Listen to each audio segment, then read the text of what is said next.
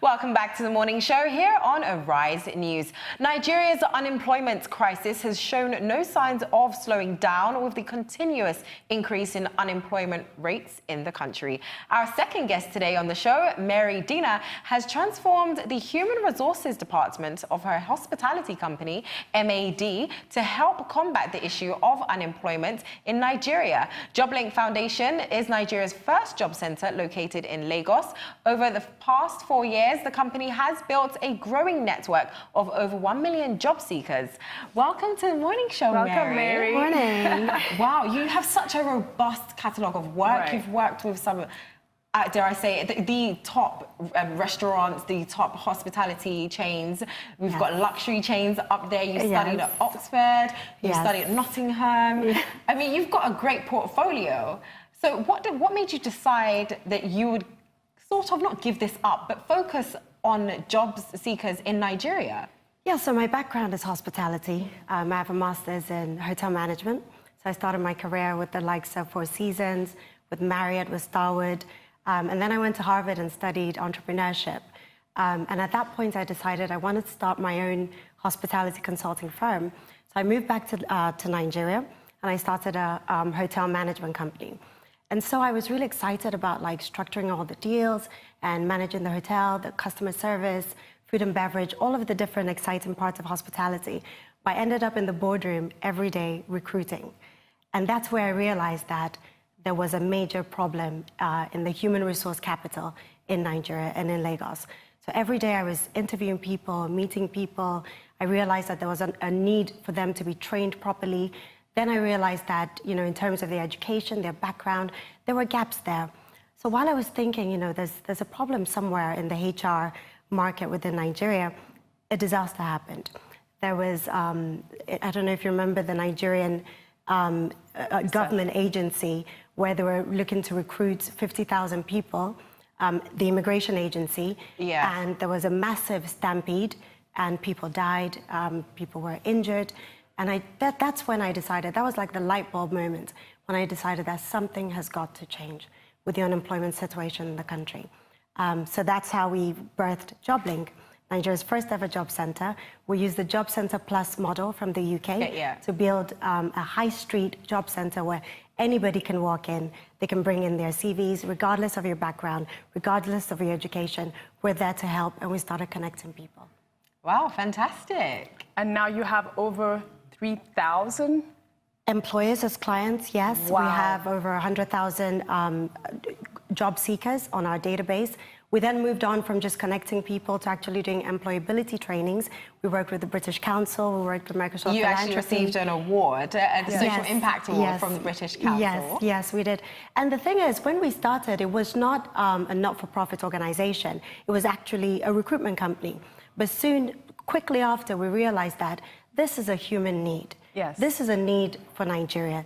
This is something that really should be done on a government level. So we were actually one of the pilots that the Ministry of Wealth Creation and Employment used to set up 5 different job centers across Lagos State, Ibile, and that's all the 5 different main constituencies of Lagos. And we were part of their implementation, which meant so much to us, not just to personalize our own business and say, well, this is our company, this is how we operate, to say, hi government, hi Ministry of Youth, hi Ministry of Employment, let's work together because you have the resources to expand this further than we can.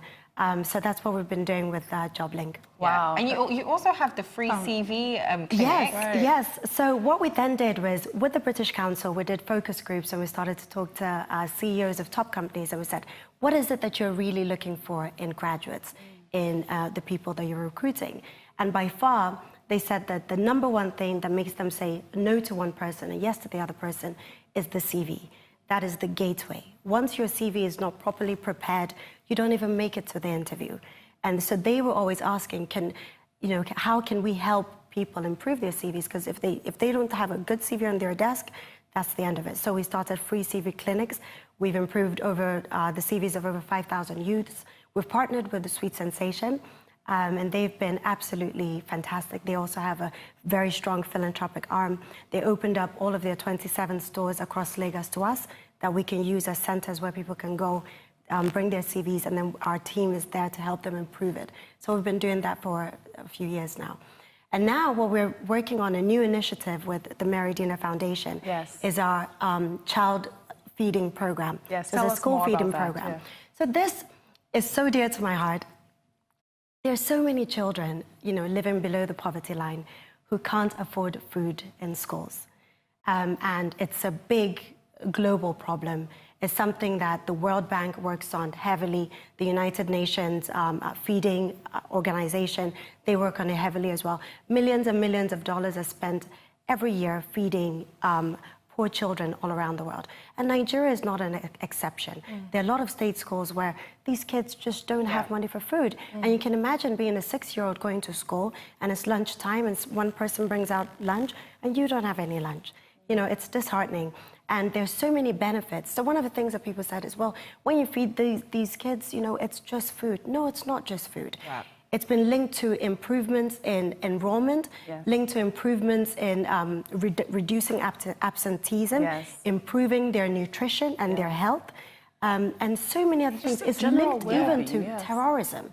Because at the end of the day, if kids are not in school, what happens? They're then recruited by gangs, by terrorist gangs, and so many other ills in the world. It's linked to reducing youth unrest. So we need to get our kids in school. It's even, and this part also I really love because it helps to improve gender parity and gender equity. Because quite a number of parents may decide, we need our little girls at home to clean, to cook. What's the opportunity cost? Why should I send them to school? Who's going to do this cleaning? But if they know that they can eat in school, well, then they can save some money at home. Exactly. It then makes sense for them, in terms of calculating what it costs to send that child to school. So the girl child is being more and more educated because of these programs. And so what are the schools that you're involved in right now? Quite a number of state schools within Lagos. One of them is called St. Stephen's Schools in Lagos Island. But we're working with Lagos State to feed over 2,000 schools. We're limited, of course, by funding, by budget. To give you an example, in the UK, £500 million a year is spent on the school feeding program. Wow. So, and the UK has about 60 million people population.